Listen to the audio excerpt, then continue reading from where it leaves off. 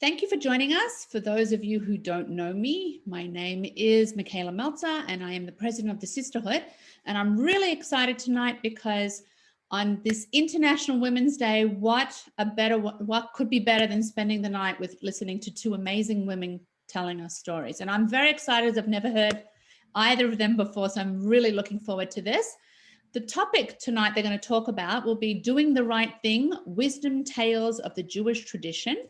Selina has been storytelling for ages all across the world, Canada, Ireland, US, and now on Zoom, she can go anywhere. She's a past president of the Storytellers of Canada and has recently become the host of the Montreal Storytellers Guild and Friends Virtual Swap. And Oro is a retired professor of Spanish at the University of Montreal, and her passion for storytelling has led her to perform as well all over the world. And Oro believes that these stories connected to a Jewish heritage. So I invite you all to sit back, relax, and enjoy this wonderful evening. And Oro, I'm going to pass it over to you. Yeah. Okay. Good evening, everyone, and thank you for joining us today.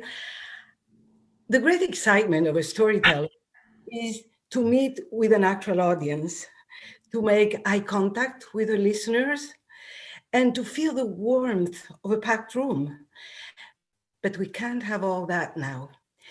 So we have to find other ways to connect with you. And we must rely on technology to rise to the challenge. So let's start. Over 2,000 years ago, when the Greeks ruled over the land of Israel, there was a Greek nobleman who lived in Athens who decided to travel to Israel to learn some wisdom, because he had heard that the Jewish people were wise, even though they followed strange laws and refused to worship Greek gods. Since he was a wealthy man, he bought himself a Jewish slave by the name of Yossi, because he needed a servant to have time to learn and gain some wisdom. Only after the sale was complete did he realize that Yossi was blind in one eye. But what could he do now? The merchant who had sold him the slave was long gone. "Don't worry," said Yossi.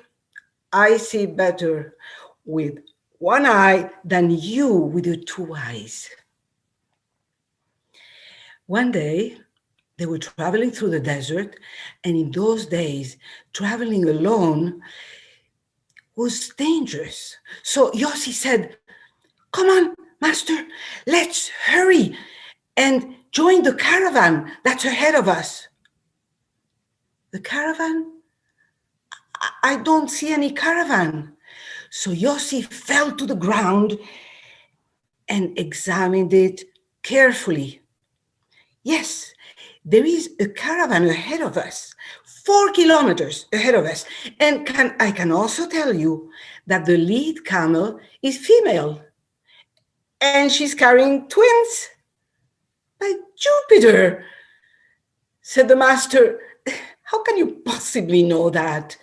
Oh, and what's more, yes, she's also carrying leather bottles, and she's also blind in one eye, just like me."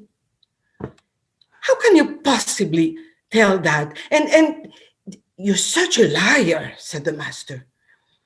"Look," said Yossi, "look at the right path here, where the grass has been grazed. This is the side the camel can see."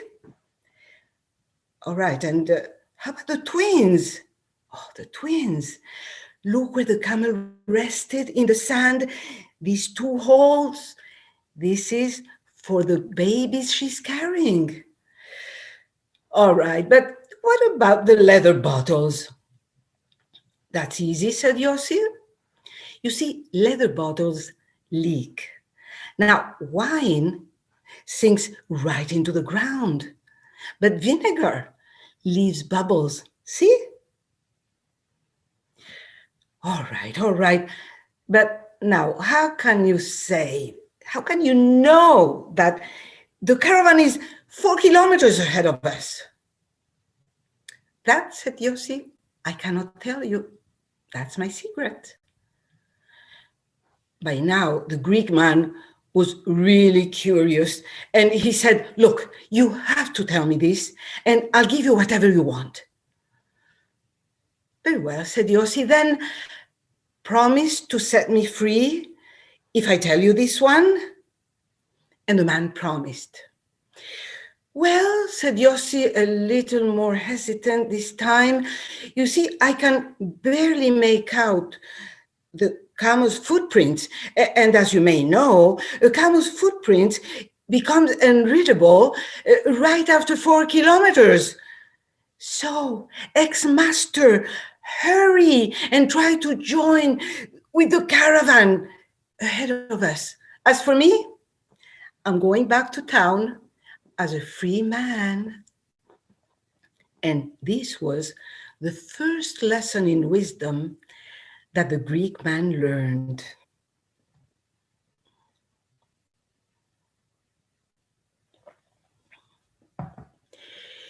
Throughout the ages, Jews have learned how to be smart to outwit their enemies. In the Middle Ages in Spain, Jews were challenged to defend their faith in public debates before a dignitary of the Catholic Church. And there were many of those theological disputations, as they were called. Now, one day, in a village in northern Spain, the church declared that by royal decree, a silent debate was to be held between the bishop of the town and a representative of the Jewish community. Now, if the Jew should lose, all the Jews of the town will be expelled. But if by chance he should win, then he could make a wish. Now, in silent debates, you had to be very smart, you see, because you don't communicate with words, you communicate with sounds, with your hands. And to make what matters worse, in that particular town, there were no learned people in the Jewish community, only small merchants and craftsmen. So no one dared challenge the bishop until at last a humble blacksmith came and said, look, I am not a chacham, a learned man, but I am ready to face the bishop and I'll do my best to defend the Jewish community. Well, they didn't have any choice, you see, because there were no other volunteers. So at the time set by the church, the bishop and the blacksmith were facing each other in the town square. When the debate ended, the bishop said, you've won, make a wish. And the blacksmith said that he just wanted for his people to be able to stay in their hometown and to live peacefully with everyone else. The wish was granted and everyone went back home, the bishop to his church and the blacksmith to his shop. Now, when the bishop got to church, his congregants were eager to know how the little Jew had managed to win the debate. And they asked him, and he said, well, first, I told the blacksmith that Jews are as numerous as the stars of the sky. And he said that they are like grains of sand. Then I explained to him that there are two gods, one of good and one of evil. And he said that there is only one God. Well, then I pointed out to him that Jews are scattered all over the earth. And he said that even though they are scattered, they are always united. I didn't know what to tell him any longer, so I reminded him that the sins of the Jews are as red as wine. And he said that the soul of his people is as innocent and as white as a dove. Now, back to his shop, the blacksmith was asked how he had managed to win the debate.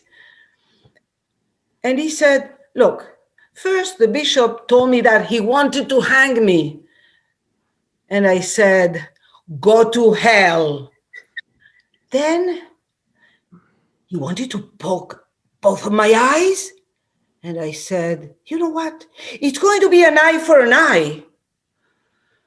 That got him really angry. So he wanted to slap me all over the face. And I said, look out, because I'm going to punch you real hard. And now he realized that I was stronger. So he wanted to make peace with me. And he offered me a bottle of wine. And I said, all right, if the wine is kosher, we can have a l'chaim and even have a piece of cheese with it.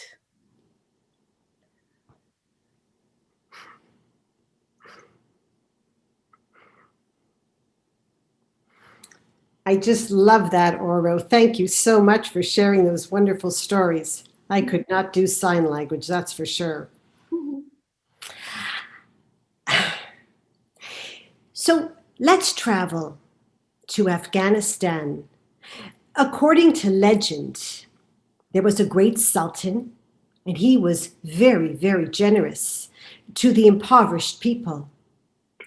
And it wasn't uncommon to find beggars standing underneath the palace window. One day, two men stood underneath that very window. Both of them were dressed in colorless shirts that reached to their sandals. Both of them had their heads covered in white scarves. And tucked inside their shirt was their faith, religion. Alms for the poor, they chorused. The Sultan heard their cries. He opened up the great windows, and out he came with a treasure chest. He opened it up and tossed a few coins to each of the men. They caught it in their hands. One looked straight up to the Sultan and said to him, "Oh, great Sultan, blessings upon your head. You are a fountain of generosity and kindness, a wonder of charity." And you can imagine how that Sultan smiled, reaching up to his eyes. The other man looked upward to the sky and said, "Praise be to God for giving you such kindness and generosity." But this angered the Sultan. "Who is this that you are thanking, that you are praising? Where is this God, this Almighty on high? Tell me, does he have a treasure chest of gold?" The beggar did not want to be disrespectful, and he quietly said, "Forgive me, dear Sultan. It's just, if it wasn't for the compassion and kindness and wisdom of the Almighty on high, well, perhaps you would not have the means to be as kind and as generous as you are." The Sultan looked at him. He was scowling. And he said, "You are standing here and speaking to me as if you are a wise man, but my friend, you are a foolish beggar, because if you were wise, you would not be begging for money underneath my window." And then he simply dismissed the men, and off they went. He retreated back into his palace, but all day long, this idea, this insolent beggar had gotten underneath his skin. And he was going to teach him a lesson. But what would that be? Oh, he rubbed his temples under his crown. But then, oh yes, he had an idea. Oh, and it was good. He called for the royal baker.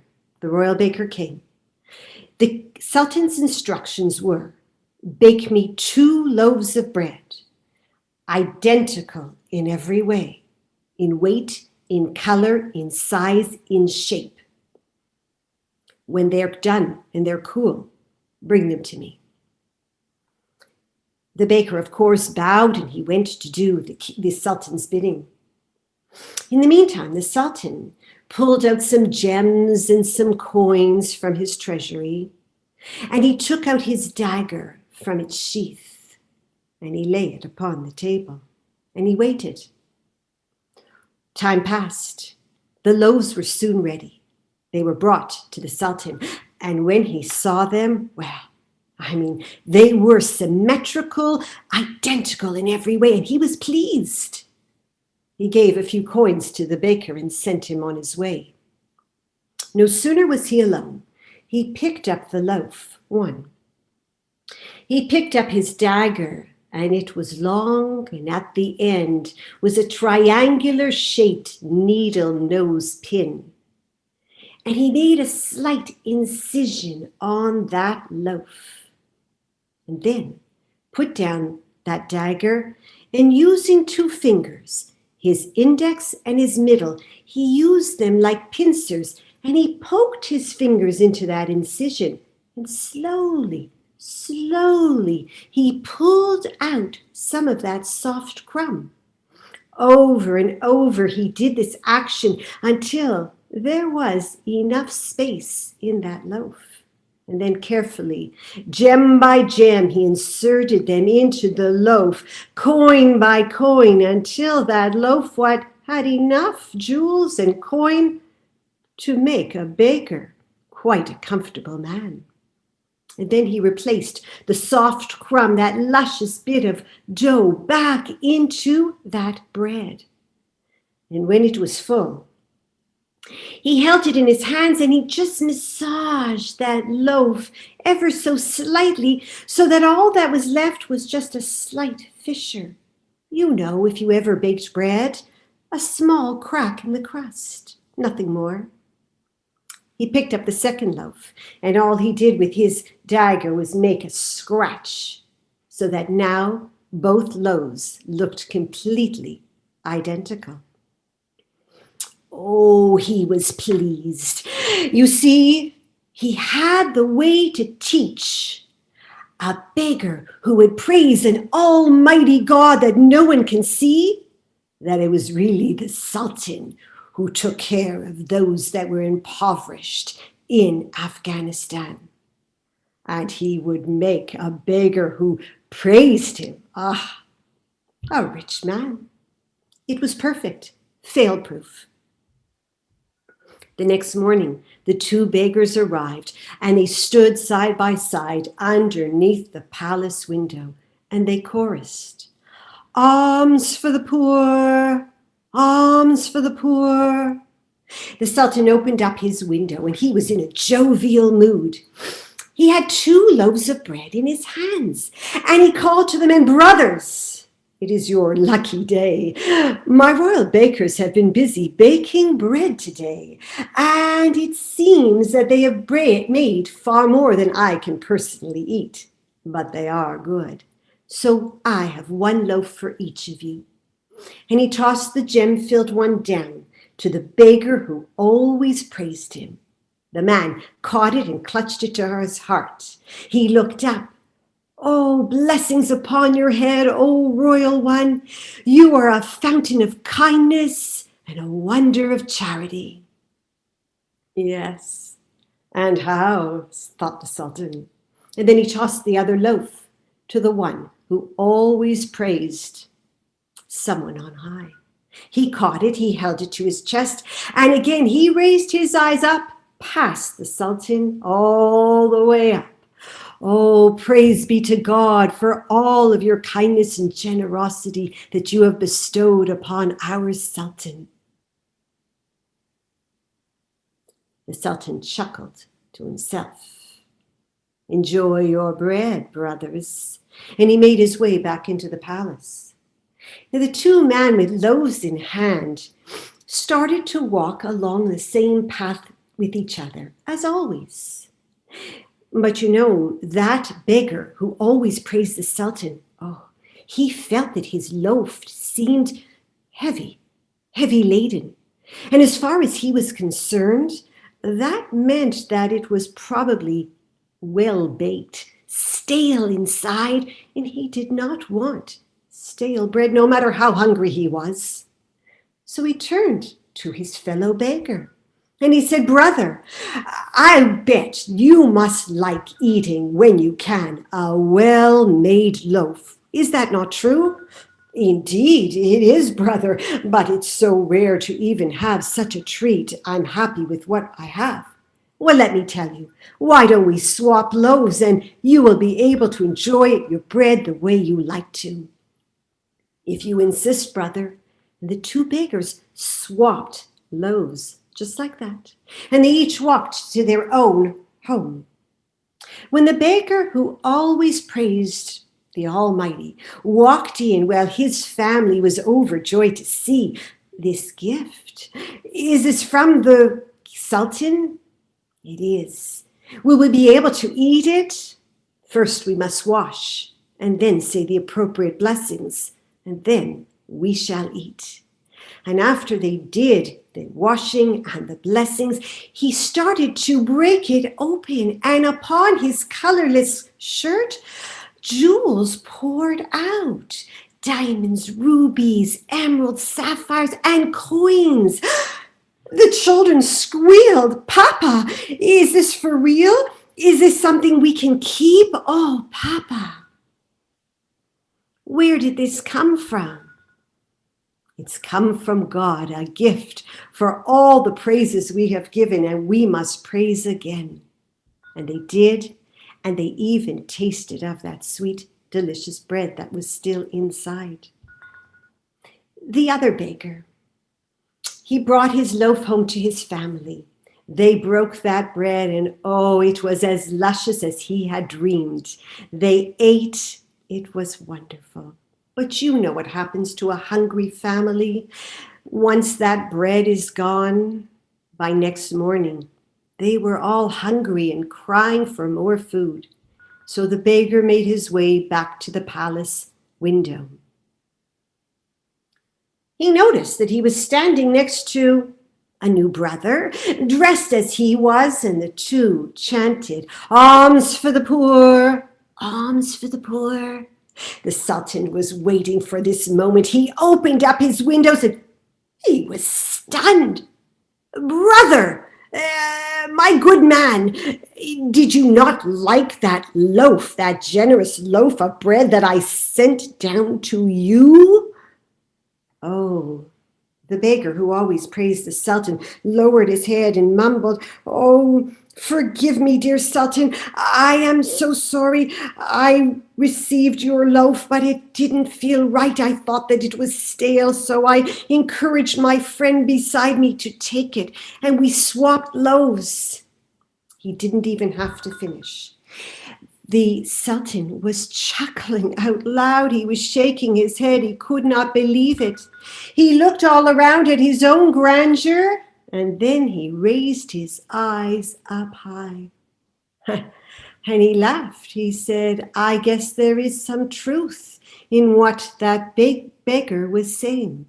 Perhaps there is an Almighty above, but I am the Sultan of Afghanistan, and I am the one who gives to the beggars who ask." And then he tossed down some coins to the two men, and he was pleased when they praised him.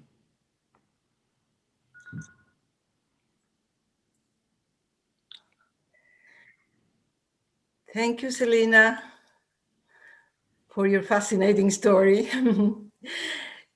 You know that today is International Women's Day, so let's celebrate it with the story of Rachel the Clever.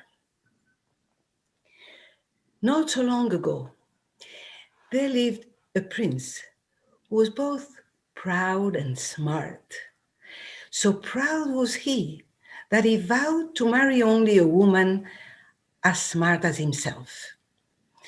One day he went to an inn and he heard the innkeeper boasting about his daughter Rachel, who was so smart she could solve any riddle. Well, said the prince,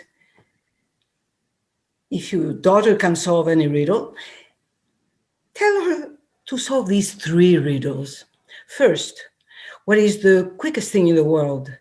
Second, what is the richest? And third, what is the dearest? But I warn you that if your daughter doesn't solve the riddles, you will be severely punished. The innkeeper went to his daughter, and when she heard about the riddles, she said, Father, go to the prince and tell him that the quickest thing in the world is thought, and the dearest, first, the richest is earth, and the dearest is, of course, love. Now, when the prince heard the answers, he said, well, I see that your daughter is really very smart. I would like to meet her. Tell her to come to my palace in 3 days, but when she comes, she should be neither dressed nor undressed, neither walking nor riding. Oh, yes, and she should bring me a gift that is not a gift. Go. Now, the innkeeper was quite depressed when he reached home because he knew that his daughter could not possibly meet the 3 extravagant conditions of the prince. And this time his daughter thought for a few minutes, and then she said, Father, go to the market and get me a fishnet, a goat, and a dove. Now, the innkeeper thought that his daughter was making fun of him. Reluctantly, he went to the market, got her the 3 things that she had asked, and then her daughter undressed, and she wrapped herself in the fishnet so that she was neither dressed nor undressed. Then she sat on the goat, letting one leg drag on the floor so that she was neither walking nor riding. Then she took the dove in her hand and she set off for the palace. Now, when the prince saw her from a distance, he smiled and asked, and the gift that is not a gift. And now Rachel leaned to give him the dove, but the bird escaped through the window, and that was the gift that was not a gift. Now the prince looked at Rachel and he said, I like you. I want to marry you. Rachel looked at the man and she liked what she saw. So she accepted. But right then, the prince remembered his pride and said, I'll marry you on one condition, that you should never interfere in my affairs. Very well. Many years passed, and Rachel and the prince were happily married, until one day, Rachel saw a very sad-looking peasant, and she asked him, what is it, good man? Why do you look so sad? And he said, oh, my dear lady, if you knew. You see, I share a stable with a neighbor, and last night, my mare gave birth under my neighbor's wagon. And now my neighbor says that my mare's pony is his.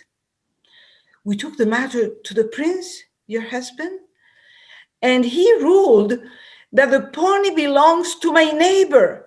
But that's not right. No, said Rachel, that's not right. Come, let me give you an advice. You're going to take a fishing rod, stand under my husband's window, and when he asks you what you're doing there, you should tell him this. So the peasant did exactly as he was told. He took a fishing rod, stood under the prince's window, and when the prince asked him, "What are you doing here?" "I'm fishing, sir." "But you idiot, how can you fish in a garden?" "Well, if a wagon can give birth to a pony, I can certainly fish in a garden." Now the prince was furious because he knew that only his wife could come up with such an answer. So he went to find her and he said, "You've broken your promise. You have interfered in my affairs. I want you to go back to your father's home. You may take one thing from the palace, your dearest possession, but that's all." "Very well," said Rachel, "but can we have dinner one last time together?" The husband accepted, and Rachel prepared him a big banquet. And most of all, she gave him a lot and a lot of wine to drink. The prince drank and drank, became drunk, and then Rachel told her servants to take her husband to her father's home. In the morning, when the prince woke up, "Where am I? And what am I doing here?" "My dear husband, you are at my father's home. You see, last night you told me to take my dearest possession from the palace. And I looked and looked around and I couldn't find anything dearer than you." And now the husband looked into Rachel's eyes and he realized how much he loved her. And he said, "Let's go back home, my dearest possession." "With pleasure," said Rachel, "but would you let me interfere in your affairs?" Now the husband was stuck. He was torn between his pride and his love. Well, he chose his love. Now the story doesn't say whether they had a lot of children, but it does say that they lived happily ever after. Wonderful, Oro. I hope you're all enjoying this because really I've been chuckling behind the camera. I have a story too for International Women's Day, but my story has been gifted to me. It is a true story, and it comes from an Ethiopian woman that I met in Israel the last time I was there. It was 1984. It was in a village in Ethiopia.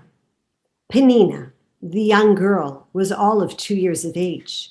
She lived with her mother, her father, and her 7-year-old sister, and of course, there were grandparents on both sides.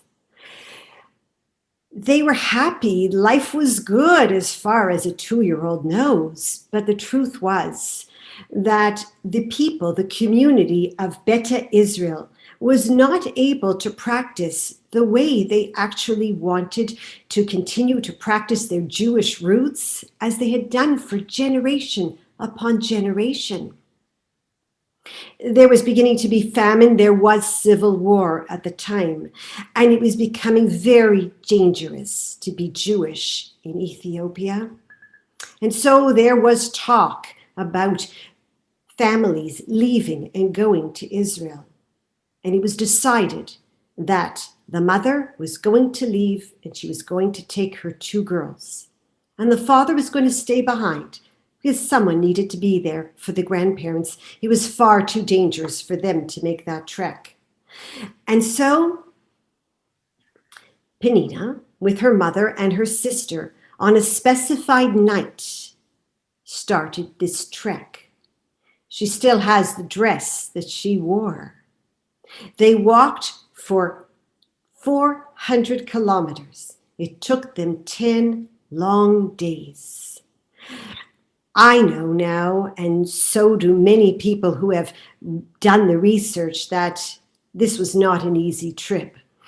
and that many people had lost their lives, or that there were vandals and people who were cruel to them. But somehow, Penina and her mother and sister did make it to Sudan, to the Red Cross camp that was set up for refugees there. They were given water, blankets, food, and they waited. And in the meantime, other Jewish Ethiopians came from other villages to join and to wait. What were they waiting for? A man was coming from Israel. The people thought it was from the Israel Authority, but later Penina told me that it was really a Mossad agent. And after he documented all of the people who were supposed to be on that plane, they boarded and they left Ethiopia, Sudan. Now, when they arrived in Israel, they were taken by bus up to Ma'alot, a northern city. And there they lived in part of a observation center. And that is where they lived for the next 2 years. And that is where they learned the language, where they learned about the currency, where they learned about living in a modern Israeli city, a modern Western city, because it was very different from their village in Ethiopia. The 2 years passed quickly. And now Penina was 4 years of age, and her mother was given the choice of where she might like to go in Israel, and she picked Haifa, another northern city. And why Haifa? Well, you see, when she got there, you could walk down a street, and there would be these very tall trees that seemed to be almost reaching the sky, and they hid the many houses and apartment complexes that were behind. So what did she hear? She could hear the birds chirping. And it reminded her of her native land, even though it looked nothing like her village. But she wanted her children to grow up with the sounds of nature. Time passed, it rolled from year to year. And Penina was now a nice young girl, and she was off to school, and she was as Israeli as the next. You see, they lived in a community of mostly Ashkenazi survivors of the Shoah, of the Holocaust, and Arabs who were both Muslim or Christian. And they were content. In 1991, there was another one of these great big exits from Ethiopia. Again, a plane was going.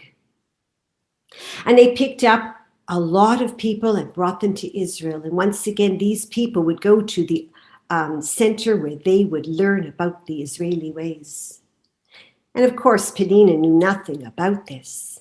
But 2 years later, what happened was that the principal of her school came up to her and one day and said, tomorrow, some olim, 3 students in fact, are coming to our school. And I wish for you to take on the responsibility of showing them all around the school, introducing them to teachers, showing them where to eat their lunch, where to play, and introduce them to your friends. Can you do that for them? Well, Penina was delighted. She was honored, in fact, until her friends started to question, why were you chosen? Why you over us? She didn't know, but she tried not to let them dampen this great privilege. But soon enough, she understood. When she met these kids, she did all the tasks that she had been asked to do. But what she noticed was when she sat with them, they spoke a language that was only spoken in her house. When she sat with them at mealtime or she saw them with snacks, there were smells of food that she only smelled in her house. And She really tried hard to make them feel comfortable, but she noticed that they were miserable. They weren't integrating well with her friends, but she did try. But she was torn too. These were her friends. She wanted to make it all work. But this is what happened. One day, her friends came over to her and they said, Penina, we think it's time that you made your skin as white as ours is. Maybe you can paint your skin white and not looking so cushy like theirs. The young girl was beside herself. What did all this mean? What was wrong with her skin? Nobody had ever said that there was anything wrong, and why would she have to paint it white? This didn't make sense. And what was that word? Cushy. She was distraught. She left school. She began to cry and she made her way home. By the time she reached the apartment, her face was all tear-stained, and she knew that she could not go upstairs because her mama would ask way too many questions. So she just sat on the front stoop and she listened to some of the birds chirping. An older woman by the name of Masha happened to be coming home from the grocery store. She had many bags and she lived in the same complex where Penina lived. She saw the young girl. She saw that she looked dejected. And so she put down her bags and she sat beside her. She put her arm around the child and said, Penina, tell Masha, tell me, what is wrong today? Why are you sobbing? I've never seen you so sad. And the girl told Masha everything. And Masha listened. Masha did not interrupt. And when the girl was finished, Masha gave space. And she thought. And then she said, my Penina, you are such a beautiful child. Your skin is brown. It is beautiful. And it matches your heart, which is so kind and generous. You know, maybe you don't know, but I'll tell you. I am a survivor. I'm a survivor of the Shoah, World War II. I was in that Holocaust. And it was not pretty and it was not nice. And people picked on me and they ruined my life because I was different. I was Jewish. I didn't look like them. That's what it was about. And that's what these girls are telling you. They are using racist slurs. You must stand up for that. And then Masha said the following. Penina, you go tomorrow and you tell those girls, Banot, you stinky yellow cheese. You spend all of your summer days in bathing suits and applying all that suntan lotion so that your white skin can become as dark as mine is naturally. Penina was not crying anymore. She was actually laughing, especially about the stinky yellow cheese. She knew that Masha did not mean that in a cruel way. But it was true. Those girls were being stinky. And she understood that she had to say something, because that's exactly what was happening. She went back to those girls the next day and she spoke her mind, and she was confident, and that confidence has never left her. I met her, like I said, a few years ago. She is a grown woman now. And she tells me that the words of Masha penetrated her heart. And whether the friends actually became friends with those Olim, it doesn't really matter. But what does matter is that today, Penina works for the Jewish Agency. She helps Ethiopian people and other immigrants to integrate into the fabric and society in Israel and outside of Israel. She is a wonderful woman who stands up for the rights of everyone in the community in Israel and is a real role model for the young people. And in fact, what's even more special about this story is that in December and in January, many more new Olim, about 2,000 and more, came from Ethiopia, and my friend Penina welcomed them.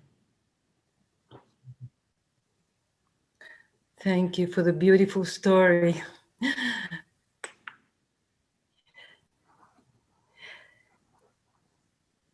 I learned the next story from Rabbi Asher Jacobson from the Hebra Kadisha Synagogue in Montreal.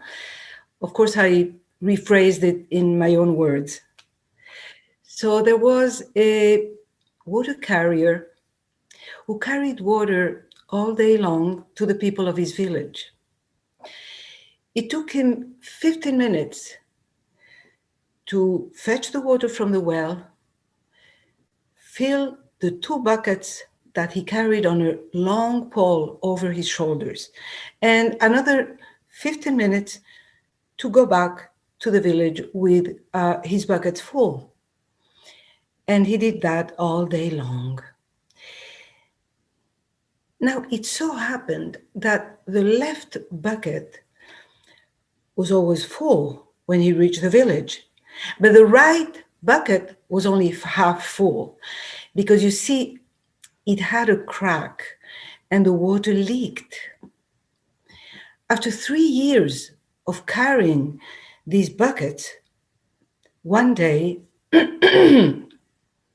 the right bucket talked to its master and said, "Master, I'm sorry. I'm not fulfilling my duty to hold the water that you put inside me and that the villagers need. You see, I have a crack and the water leaks and I'm ashamed of it. Why don't you throw me out and replace me with a brand new bucket?" And the water carrier said, "Nonsense. I've known all along that you had a crack. Listen to me. Turn to the right path. And what do you see?" The bucket turned to the right, and lo and behold, he saw beautiful flowers of all colors and shapes. "And now," said the water carrier, "turn to the left side of the path. What do you see?" And the bucket saw only barren land. So you see, when I realized that you had a crack, I planted all kinds of seeds where the water leaks. And those seeds have bloomed into gorgeous flowers that beautify our path. So you shouldn't be ashamed. On the contrary, you should be proud, because it's your water that makes the seeds bloom.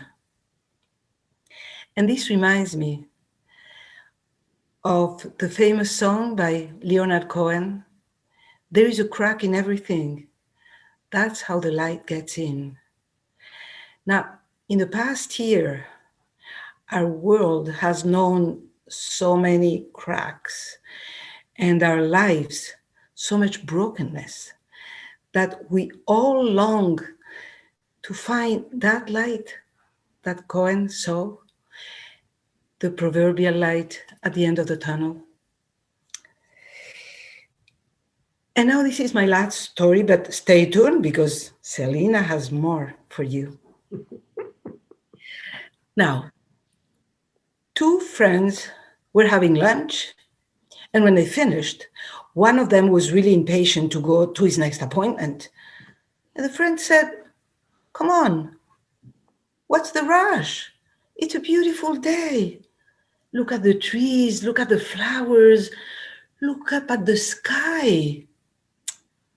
"I don't have time for that. I'm busy, you see." Listen, I'm going to tell you a story and maybe you'll change your mind.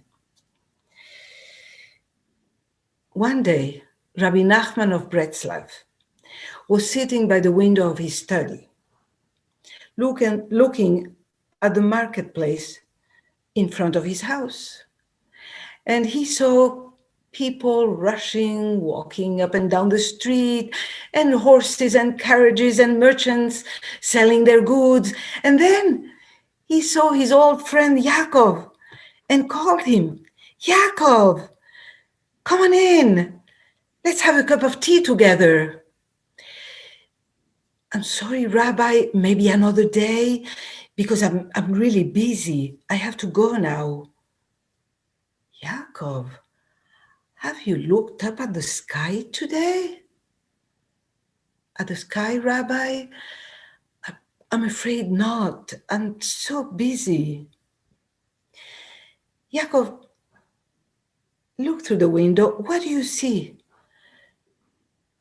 "Well, I see people going up and down the street and horses and carriages and merchants selling their goods." "That's right, Yaakov. And in 50 years from now, there will be other people in the street and other horses and carriages, and we won't be here any longer. And in 100 years, who knows whether there is going to be a marketplace in this place or whether this town will even exist. So follow my advice. Just look up at the sky." After hearing the story, the friend who was in a hurry said, "But you know what? Looking up is not always the answer. Now listen to my story." There were two friends. One was foolish and the other wise. And they were taking a walk through the forest. But then it became dark and they couldn't find their way back into town. The night was very dark. There were no stars, no moon. And suddenly, a strong wind started to blow and a great bolt of lightning struck down. Now, what did the foolish man do? He looked up at the sky. And what did the wise man do? He looked down to the ground to see where they were. And he saw nearby a tree that had been struck by lightning. So he took one of the branches, blew on it, and soon enough, he had a fire. And that fire kept the two men warm throughout the night and also protected them from wild animals. And all night long, the wise friend told his foolish friends stories, so that by morning, the foolish man was no longer so foolish. So, isn't it better to look at the ground? As far as I know, the two friends are still in the park debating that matter. As for us, in this pandemic, what do you think? What is better? To look up at the sky or down to the ground?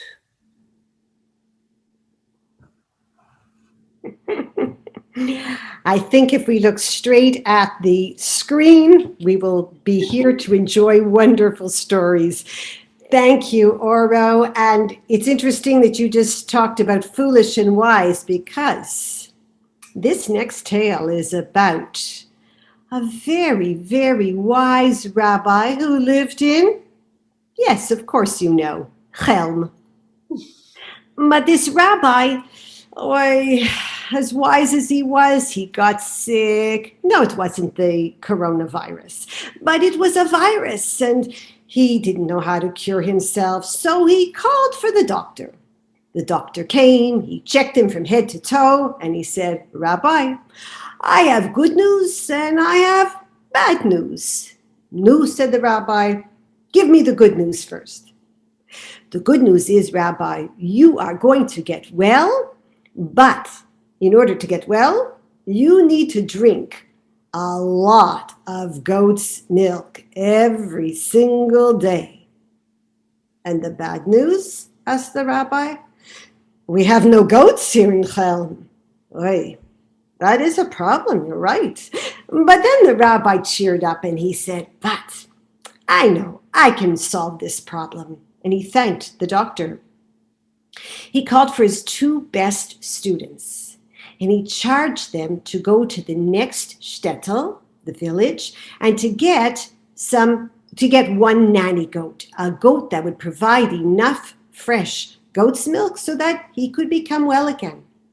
The 2 men left immediately.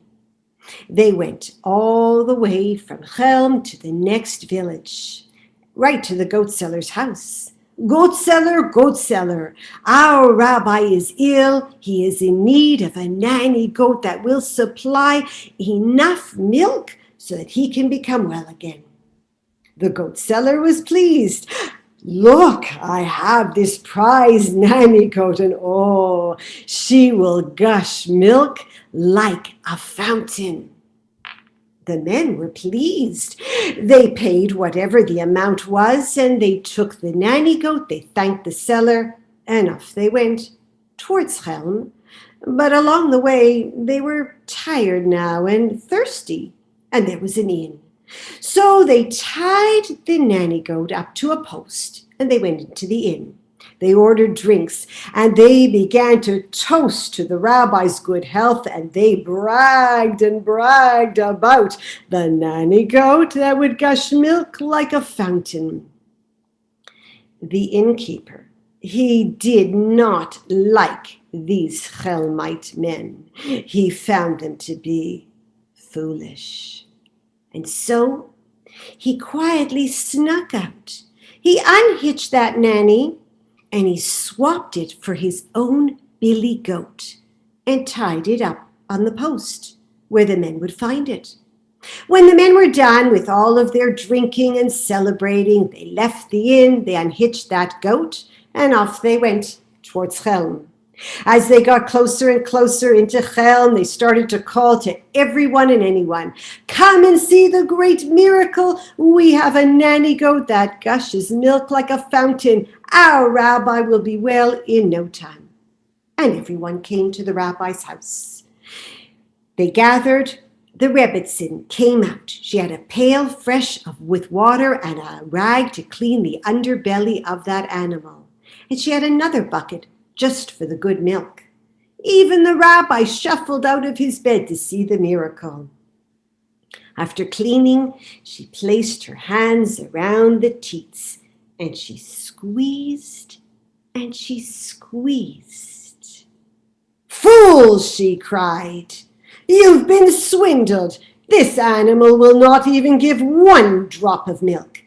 Rabbi, dear Rabbi, haven't you taught us that everything one must do, they must do with knowledge and patience? Isn't that written in the Torah? Indeed it is, said the rabbi. And just then everybody squealed, well, who knows about goats?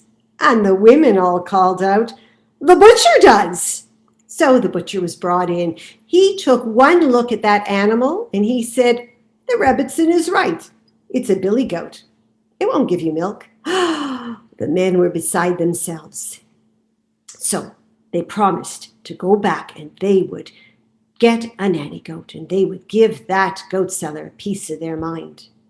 They went back, but along the way, they came to that inn. They were tired and thirsty, so they tied up that goat.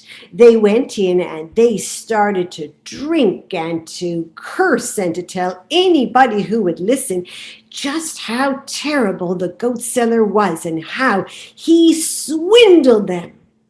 And while they were drinking and talking, complaining, that innkeeper made his way out, and he swapped the two goats, took back his billy, and replaced it with their nanny. When the men came out, they unhitched the goat, and they went to the goat seller. Goat seller, come out this instant. You have swindled us. This goat will not give an ounce of milk. The goat seller came out. He took one look at the underneath of that animal and he said, oh, yes, she will, and she's ready. He washed the underbelly until it was clean because the path was dusty. And then he put his hands around the teats and he squeezed, and lo and behold, she gushed milk into the pail like a fountain. The two students were amazed, but yet they were weary. They didn't know if this was completely kosher. So they said, goat seller, could you please ask the local rabbi to come and certify that this is a nanny goat? He obliged, got the rabbi came. He looked at the animal. It looked like a nanny goat. He gave a schmeck of the milk. Smells like goat milk. And he even tasted a little. He didn't really like goat's milk, but it was goaty. And then he took out a paper and a quill, and he wrote down all of the details of what he saw. And he put his rabbinic seal smack in the middle, for it was official that this was a nanny goat. Well, now the men were overjoyed. They had a nanny goat and they had a paper, a certification, a testifying. It was a rabbi's golden word, of course. They were convinced. So they took the paper, they took the goat, and they headed back to Chelm. But you know what happened. Along the way, they stopped at the inn.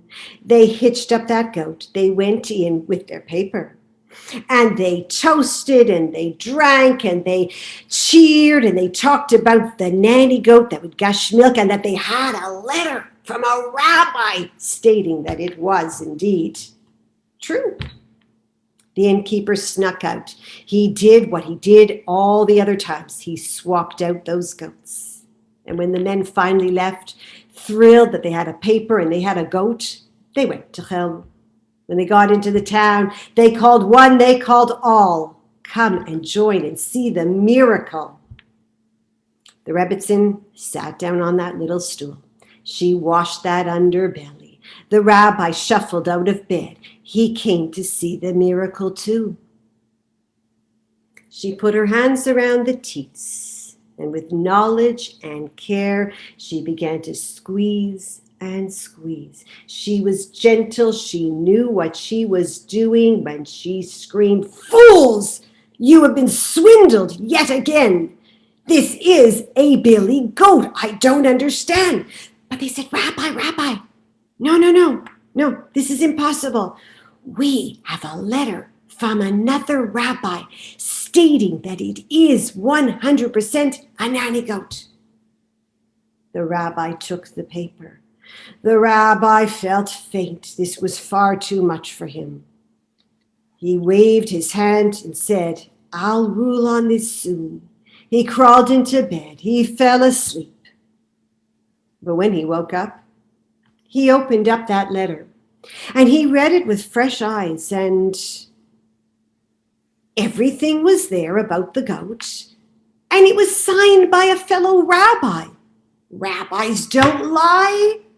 And there was the rabbinic seal, proof. So he now understood this conundrum. He invited everybody back into his bedside, and as many that could fit into that room did. And he said, "My dear friends, my congregation of Chelm, it seems to me that there is really a problem here. On the one hand, we get a goat from a neighboring village. It's a nanny. When we bring it here to Chelm, it becomes a billy. When we bring it back to that shtetl, it becomes a nanny. And when we bring it back here, it becomes a billy." "No, Rabbi, so what does all this mean?" "Well, my friends, to tell you the truth, it means it's just the luck of Chelm." "Oi, Rabbi, dear Rabbi, oi, we are so cursed." And he said, "No, my friends, this isn't so bad. It just means that if I am going to get well, I will need to go to the other village to drink the milk of the goat." Now, while the rabbi started to get ready, the Rebbetzin started to think about this Talmudic logic. And she went to those young men and she said, "Take that goat back to the goat seller, and I will meet you there with the rabbi. And speak to them and see if their local rabbi or if anyone can put us up until our rabbi is well again. Can you do that?" They agreed. So off they went. The Rebbetzin and the rabbi got ready, and they put the rabbi into a cart, and some of the congregation helped to bring them all the way to this village. The two men had gone ahead, and you know how it is. They were tired, they were thirsty, and there was that inn. So they stopped. They tied up that goat. They went in, and they drank, and they cursed. And they didn't just curse the goat seller. They cursed the rabbi too, for he had made them look like fools with his rabbinic seal. And when the innkeeper heard all this, he quietly snuck out. He unhitched his billy goat, and he swapped it and put back the nanny goat. When the men were done, they came out, they unhitched the goat, and they went to the goat seller as had been requested. He asked to see the rabbi, and he asked if there was a place for the Rebbetzin and the good rabbi of Chelm to stay. And when all that had done and other people had gathered, by that time the good Rebbetzin and the rabbi were now at the goat seller's house. And she took a cloth from the goat seller, and she dipped it in the pail. She washed that underbelly of the animal. She put her hands around the teats, and she squeezed, and that nanny goat, she gushed milk like a fountain, just like her husband had said it would. Now that, my friends, is Talmudic logic at its best. And by the time the rabbi and the Rebbetzin went home, he had had more than enough goat's milk to last a lifetime, but he was strong, he was healthy. They walked back, and they were both wiser than they had been before.